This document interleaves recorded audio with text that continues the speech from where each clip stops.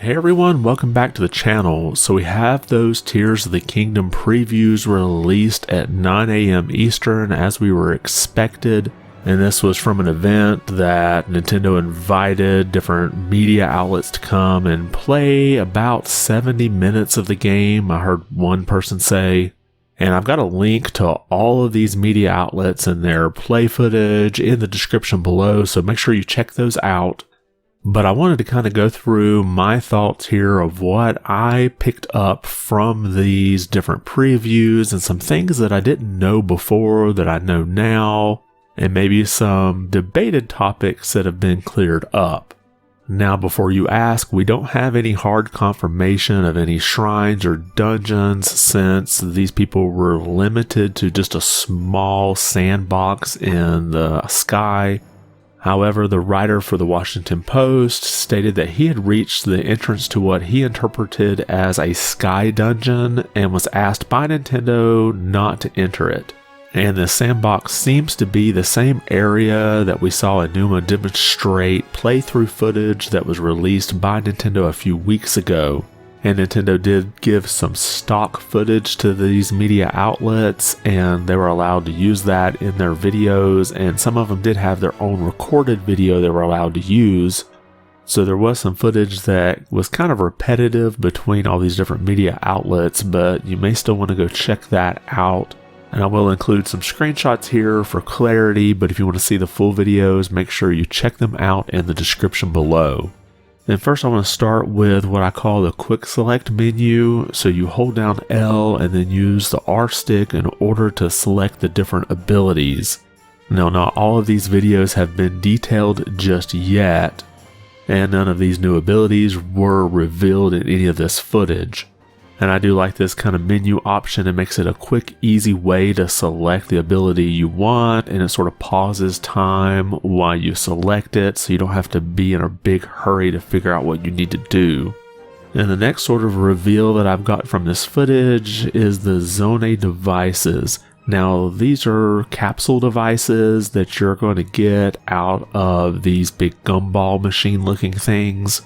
And before I go into the mechanics of that, there was a screenshot here that showed a variety of these different Zone devices. We have the fan, a flame emitter, which I've seen used in the footage to fuse to your shield and basically have a flamethrower.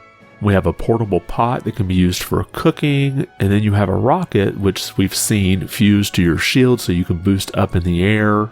There's a balloon, and then there's a steering stick, which you would fuse to say things that you're using to fly, or maybe the boat that goes across the water, you can now use that to steer.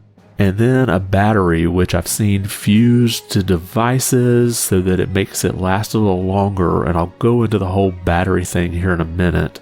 Now, in order to use this gumball machine thing, you're going to insert cores, or charges as I've heard them called, and you'll get a random assortment of Zonai machine components. And the cores that you put into this machine, they drop from the constructs, so they act as sort of coins for this large gumball machine. And the cores can be used to recharge the battery, which I believe is called the Zonai Energy Cell.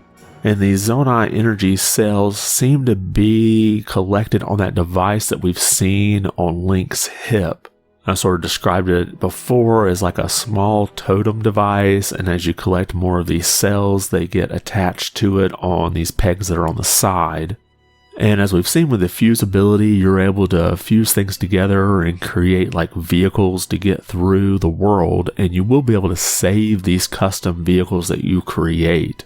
So it will make it a quick way just to pull these out and use them again. Now, one of my big concerns I had when seeing these sky islands is thinking I'm going to drop off and have to start the whole process of getting back up there again, which would suck. Well, there's a remedy for that. We have the travel medallion making a return, as it was used in the Master Trials DLC for Breath of the Wild, and this will allow you to quick travel where you place the medallion. So you can go into the menu and choose to place the medallion, and then you can choose to travel to that spot or just collect the medallion back to be able to use again later. Now, when it comes to fusing weapons, a couple of interesting notes I picked up Obviously, fusing weapons we've seen increases the strength of it and how hard it hits, but it also increases the durability. So you could conceivably just keep fusing weapons together and never worry about them breaking. And I think this does add a new element to this weapon system that a lot of people kind of complained about. Although I never really found much of a problem with it in Breath of the Wild, I always had plenty of weapons to use and a good variety of them to choose from. Now, another thing that was pointed out is that the Korok seed puzzles are back in Tears of the Kingdom. Now, these are typically little things like trying to get a Korok across the big gap in Sky Islands, and once you complete the puzzle, you collect a Korok seed. And we don't yet know what the reward will be for collecting all of these seeds. I'm hoping it's something a little different than what we got from it in Breath of the Wild.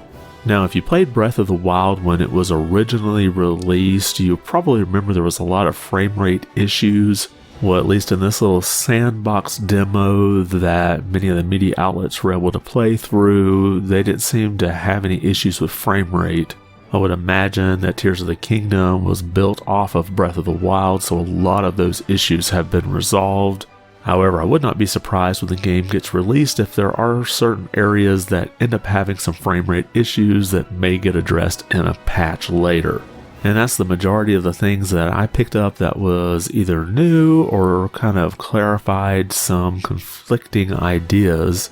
But leave a comment for the rest of us to know if there's something that you picked out that I may have missed. And if you like this video, be sure to give it a thumbs up. And if you haven't subscribed yet, consider doing so. Only about 10% of the people who watch my videos are actually subscribed, so it would help out the channel quite a bit.